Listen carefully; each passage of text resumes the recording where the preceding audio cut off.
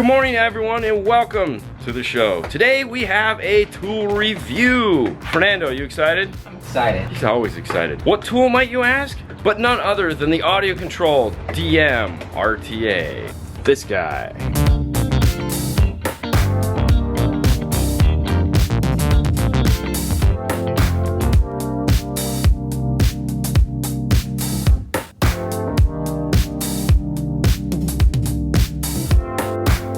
Now the DM-RTA is a tool for installers like you, whether you're a hobbyist, a professional, to take your game to the next level. But before we get to the hows, the whats, and the whys, let's go ahead and pull it out of the box and show you all the pieces that it has and all the pieces you need to have in order for it to function. So after coming out with their new DM software, the DM-608, the DM-810, they saw that that software was unique in that they might be able to use that to create a tool. This one here is a beta of the tools. You can see it's not ready for prime time yet, and they sent us this to do some testing on it, and we helped them out. And what this turned into is this guy here, the fully functional DM-RTA. Now the name says RTA, real-time analyzer, and it does so much more than that, which we're gonna show you in the video. But let's talk about the inputs and outputs that are on the unit. First up, it has an XLR input. It has a Phantom 48-volt power supply built into it. This is gonna be for the testing mic that you're gonna need. It has 1/4-inch inputs and outputs. AudioControl does home audio as well as car audio, so this is also helpful if you're in the home audio world. You have unbalanced or RCA inputs and outputs. You have a digital output and a fiber output, as well as a USB output, a volume knob, speaker level input, and their expansion port. For the USB, there is a thumb drive built into this that has pink noise, test tones, and Polarity Checker already on it. But you can also use it to import all your test music. So if this will plug into the unit you're testing, you can have all your music right there and ready to go. Now on the top side of the DM-RTA, you have your USB connection to go to your laptop here. And then on this side is your input for your charger. This plugs in here. This does have a battery in it, so it does not need to be plugged in. However, if you are using it and it does go dead, this will keep the unit functioning. Then lastly is the power switch. Turn the unit on, you press and hold the power switch. The light will come on. To turn the unit off, press and hold again until the unit shuts off. There is also a charge light indicator as well as a USB communication indicator to show you that it is paired to the device. The expansion port is for this guy here, the AC BT24. This is the Bluetooth dongle that they make that plugs into this, and what this will allow you to do is pair it up with an iPad and do all your adjustments remotely. Speaking of iPad, you might be asking, well, what does this connect to? Well, as most of you can guess, it's going to connect to a Windows laptop, and as I just said, it'll connect to an iPad or a tablet. It will also connect to an Apple box, my preferred method of laptoping. So it'll do all three and Android. So you have plenty of options to choose from when pairing up to your DM-RTA. So now you know how you're going to display the DM-RTA's information. There's a couple other accessories you are going to need in order to get the full functionality out of your DM-RTA. First off, you're going to need an XLR microphone. They make the CM10 and they make the CM20. Either one of them will do the job for you. Along with that, you will need an XLR cable in order to attach the microphone. Would be a good idea to pick yourself up a spare set of RCAs so that you can attach to your inputs and outputs here. We've also picked up a set of test leads that we've removed the ends off of and gone ahead and attached them to the speaker level input plug here so that we can do some metering. Now in case you're wondering, they also send an owner's manual with it that'll go ahead and explain general functionality of the device for you. But if you don't want to read it, just keep watching. We're going to talk all about it. So let's head over into a car and start using some of the functionality that's built into it. We're going to plug this into the laptop and we'll talk about the software and what it's capable of doing. Now when you plug in your unit, you'll get a pop-up on there that says hardware is now online. Go ahead and select OK, and then you have launched the software. You'll also, as I said, see the USB light indicator in blue lit to tell you that it is paired with your laptop. All right, so let's take a look at the software real quick. As you'll notice, we have a voltmeter, an RTA, an SPL meter, a Polarity Checker, and an oscilloscope. Today we have a Volkswagen Jetta in that has the three-way set in the door. It has a tweeter here, a mid-range here, and a mid-bass here. But it could be any car that you're working on in the bay, it doesn't matter. And what we want to do is we want to check the polarity of this three-way set before we we go ahead and replace them with an aftermarket. The reason why is we want to see if the crossover is doing anything weird to these three speakers. Meaning, is the mid-bass out of polarity with the mid-range and tweeter? We don't know. In some cases, you'll be doing installs where the dash speakers or the high-frequency mid-range will be out of polarity with the mid-bass. Knowing this going into it will help you when you're going to add in your speakers. You may want to leave them out of polarity. You may want to flip them back in polarity. But without knowing, well, you might not be able to do the best job you can. What we want to do is go ahead and use the Polarity Checker feature in this. There's a couple different ways we can use it. It has the audio track already built into it. So if the car you're working on has an auxiliary input, you can just use an RCA to aux jack, put the radio on aux, go to your app, select Polarity Checker, select the microphone from our drop-down menu. We also want to go ahead and turn on the 48 volt for the phantom power. And then we want to click Start Measurement. A pop-up warning will come on that says, "This will generate output signal. Please make sure that your volume is set to a safe level. Would you like to proceed?" We'll select yes. Now on the unit there is a red 48 volt light that will turn on. If that's not on, then your microphone won't have power. So we have sound. Now we just take our microphone and go to our speaker.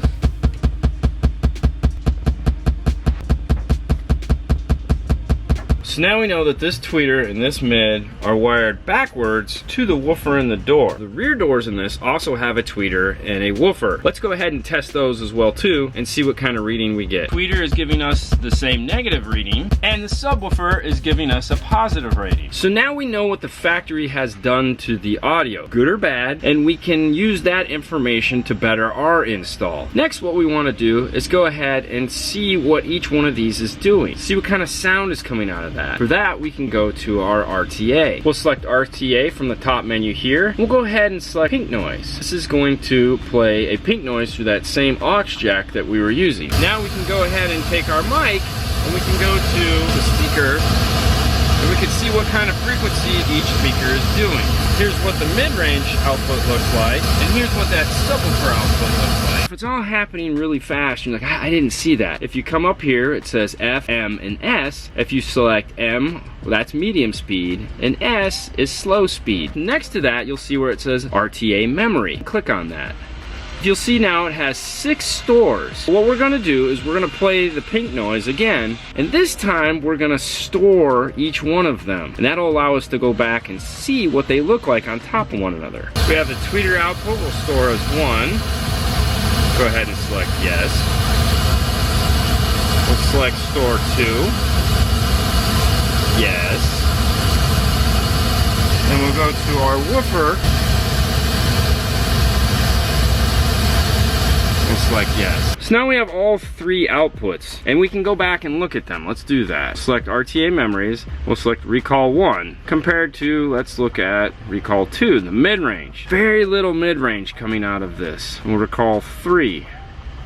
And there's our subwoofer. Now if we come back and let's recall 1, and then let's go ahead and play the same volume we were at, and let's look at the mid-range actively while we're looking at the ghosted image of 1. So this will help us figure out where that crossover point is, having these 3 bands of information is. In this case, we're going to be replacing the radio, so our job here is easy. However, what if you weren't replacing the radio? What if you were keeping it and you had to go ahead and you had a 3-way active front stage here? By knowing what each one of these outputs is, we can figure out how we're going to sum them together if we need to do that. We haven't taken anything out of the car yet. This is strictly just testing the audio side of things. This is something you can walk out into the parking lot, plug in, play some sound, and get kind of an idea of what's going on in the car. Now what we want to do is we want to go ahead and take the car apart and see what kind of signal is coming out of this radio. Say we want to add in a subwoofer. We need to know what that signal looks like electronically. So let's take a look at it that way. We have the driver's door already off. Now we want to switch to our test leads for this test. We want to come up to our input and we want to switch that to speaker.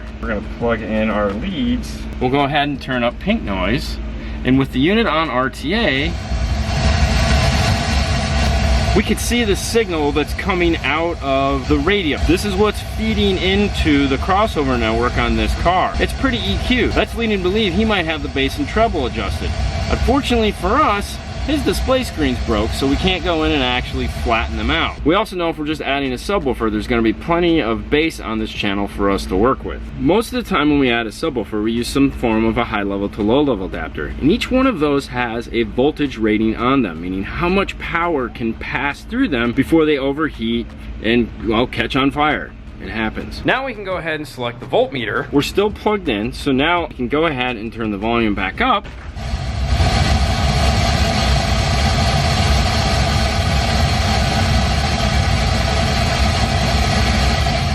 So as we can see, when we turn up the volume, we get about 7 volts of output. Now that we know that, we can compare that to the input voltage of our high level to low level adapter we're using and make sure it falls within the capability of that. Now some amplifiers also have high level capabilities built into them. You want to make sure that it is below that as well. Let's go ahead and do the same test over again, but this time we'll just play a test tone and see what it looks like. Pick our 40 hertz test tone, but it's continuously variable anywhere on here. You can pick whatever frequency you want. Turn it up again, see what we get.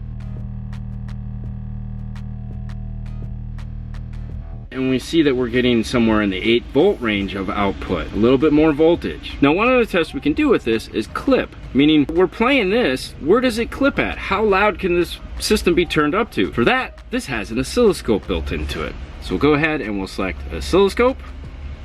And we still have the sine wave capability, the pink noise, the square wave, all right here. We'll leave it at 40 hertz. We can go ahead and turn up our volume.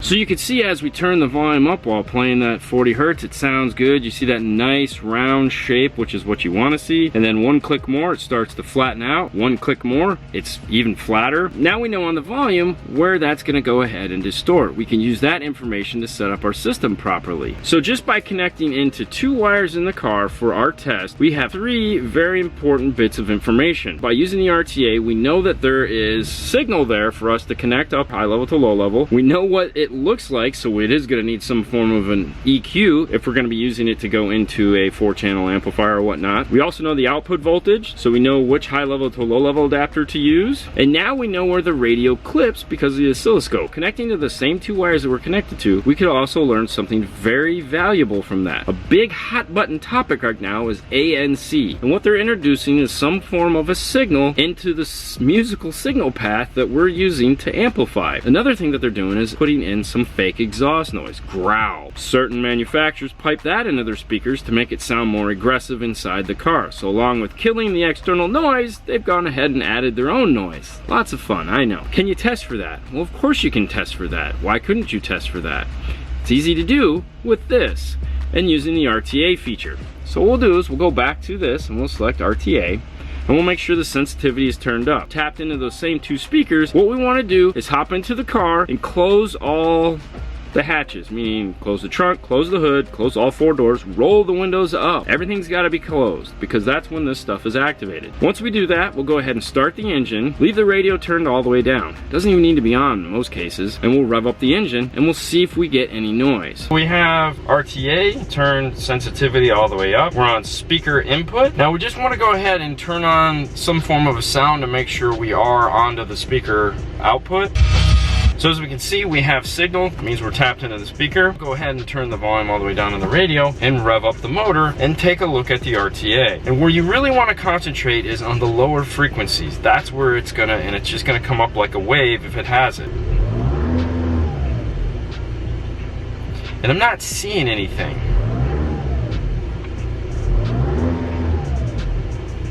Which is good, because that means this doesn't have it. Now we can also come over to the voltmeter. The voltmeter will change because even though there's no signal coming into it, we can see it as well. We'll rev it up again. And we're getting no voltage change. That means this car has no ANC. Now at the beginning of our install, we know a ton of information from just using this one tool. Though there are tools out there, let me show you. Most of the functionality of these tools can now be done by using the DM-RTA.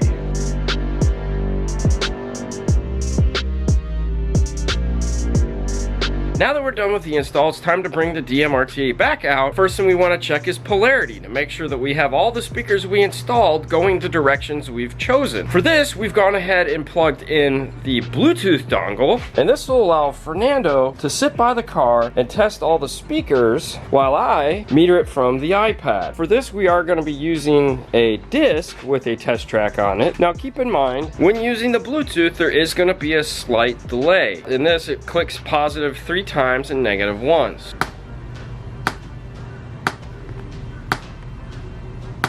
So now that we're done with the polarity test, we can go ahead and switch to using it as an RTA. For that, we'll still connect it to the Bluetooth. We can now put the microphone in the car, like so, put our DM-RTA on the floor, and start playing your pink noise track.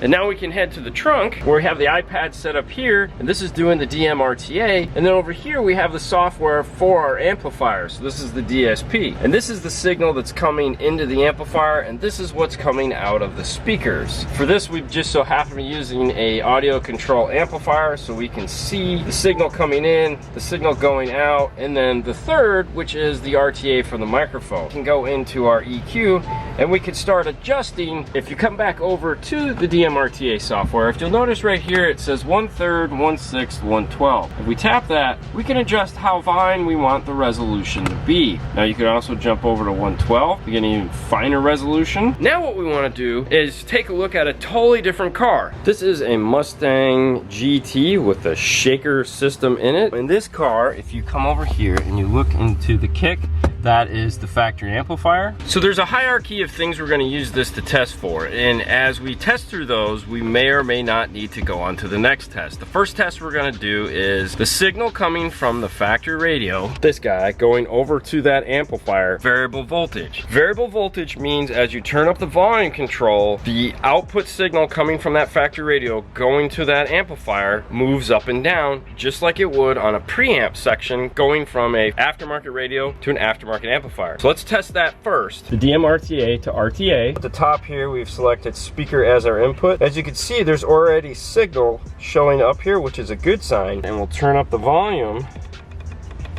And as you can see, it increases and it decreases. Select S and we can slow it down. Now we'll turn it up.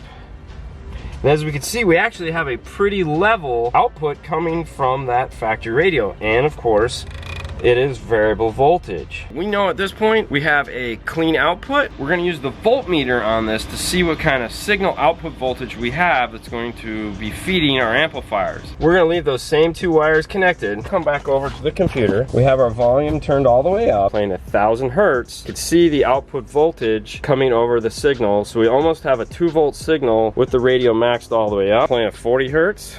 And we can see the output voltage has increased just a little bit. So as you can see, using the DM-RTA right when it gets into the install bay, as well as using it after you're done with the system for tuning, is a awesome tool. We've saved ourselves a ton of time right off the bat. We've had this car in the install bay about 15 minutes, and already we know we have a variable voltage output that we can go directly into our amplifier with. It's a clean output voltage. It's almost perfectly flat. There's a lot you can do with this new tool you're going to add to your arsenal. So we hope you enjoyed this review of the DM-RTA, and we hope you find it extremely useful for what you're doing. If you find something cool to use it for, make sure you add it to the comments below so that everyone else will know what you used it for, and that'll make their jobs even easier. Thank you for watching as always. You guys have a great day. We'll see you later next time. Bye.